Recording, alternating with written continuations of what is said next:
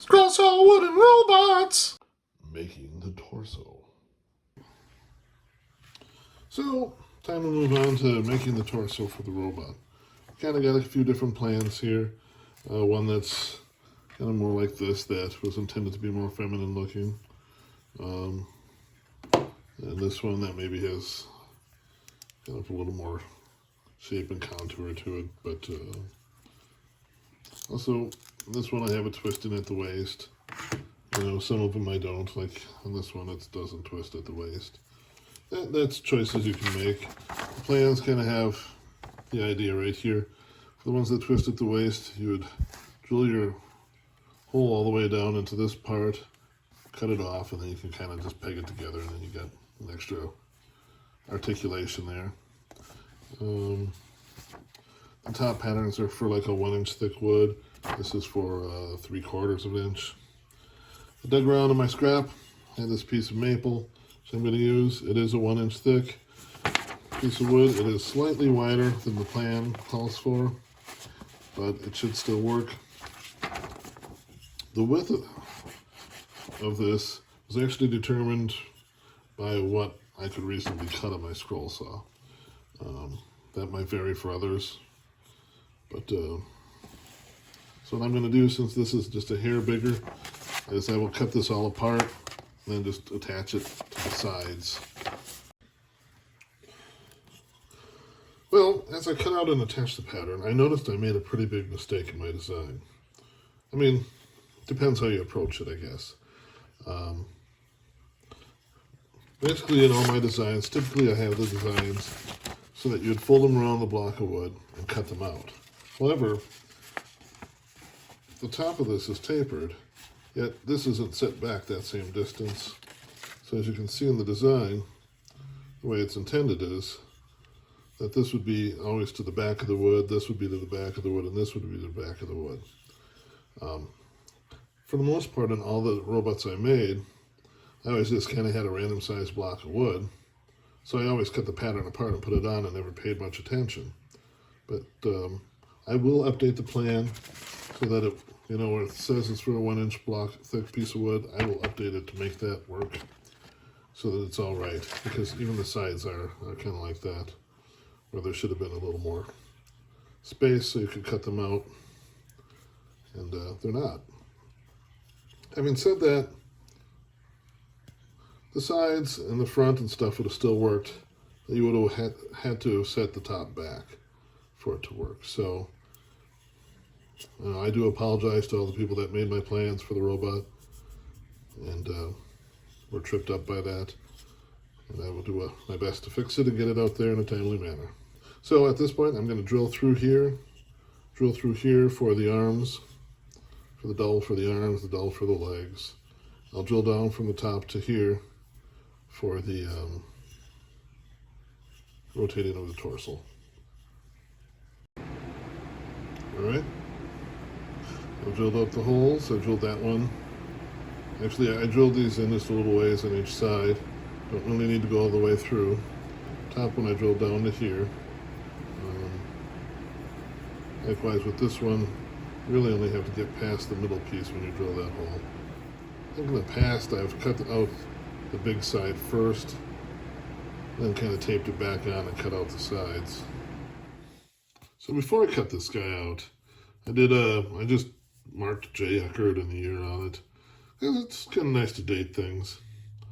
You know, like, let's see, this was actually the first one I made. That was in 2008.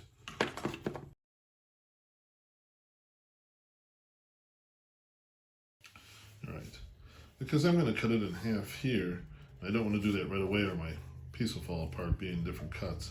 I'm going to cut out this chunk and this chunk out first, then just kind of tape this piece here to hold it together. Otherwise I'll lose the whole top when I cut off the sides, which I've reattached by taping like so.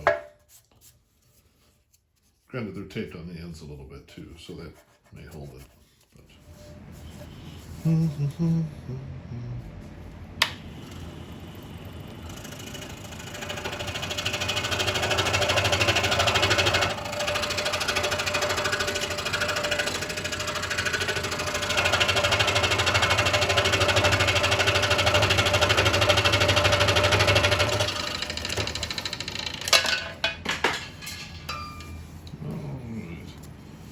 anyway,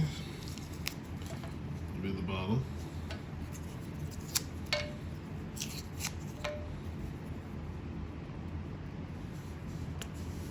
This will be the top. A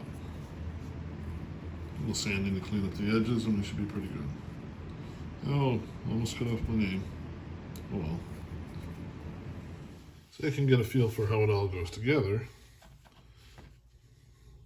I've already cut out the end caps that are going to cap off the dowels. Just got to make the dowel. It's going to go in here. See, it's a little tight. It'll go in there. And head on top of that, but I got to loosen up the dowel a little bit because otherwise it's going to be a little too tight to get to the body. So I'm going to go sand that down a little bit in the drill press. All right, so I've glued the dowel into here, but I put a little glue in the hole, not too much, so none squirts out. I glued the dowel into there. On the top piece of the neck, I just put a couple dabs of glue on the outer edge, put it on, held it in place a little bit, and moved it up and down to make sure I didn't have any glue in any one spot that would come off. So that would go like that. So I want that square to pivot with this. It wouldn't have to, but that's the idea. So I'm going to just let that set up a little more here before, well, I can put this on.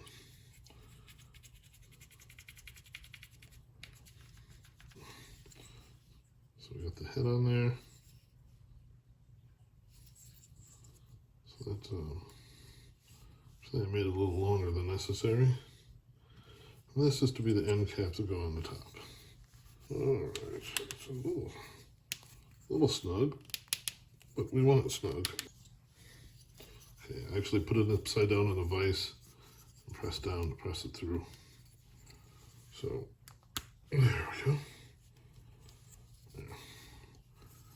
Now, once everything's dried better, I'm going to cut it off right about there. So now I need the pieces for the arms. I'm going to keep those tight. It's not as far to go through as like that was. Those I can just kind of wedge in. So I'll cut off my... Why don't we just do it this way? If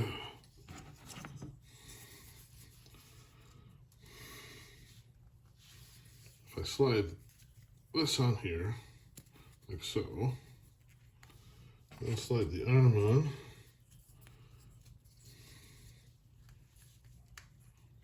A little further, I guess. Slide the arm on. Put it in its hole. I can just cut it off right there. I might leave it stick out a hair. In previous models, I always just did it flush, but I'll leave it stick out a hair. I'll just go around the robot, put it together like that, and cut it off. Just move it out of the way for the legs.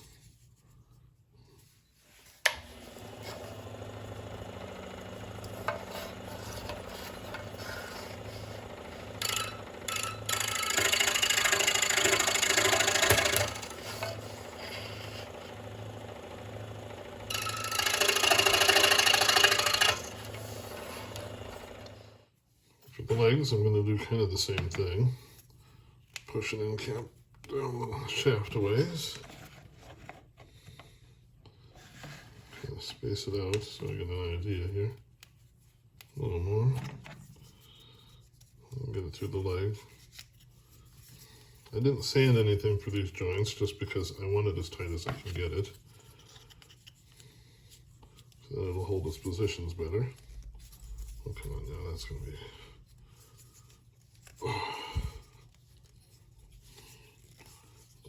I imagine I could pound it through too. Come on. So this can take a bit of effort to get through.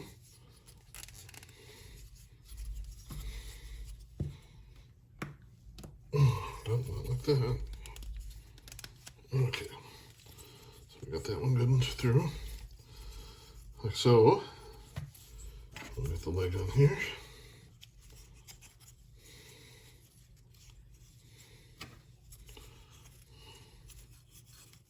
this end cap on. I'll just,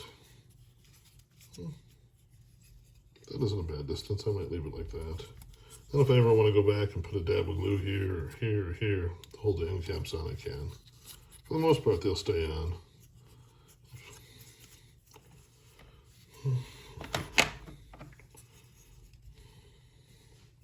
Alright, I'll cut that off. There we have it, the robot.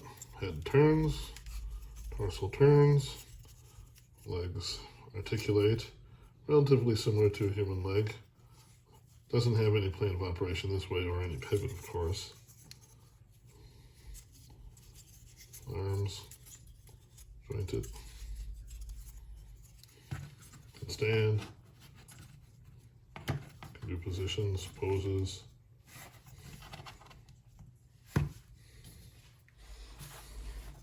All kinds of different poses. Hunch over, sitting, laying, doing push-ups, whatever you want. I always meant to do some stop action stuff with these guys, but I did not. What you gonna do? There's only so much time. So anyway, thanks for watching. That's my wooden poseable robot. Plans available at jeplans.com.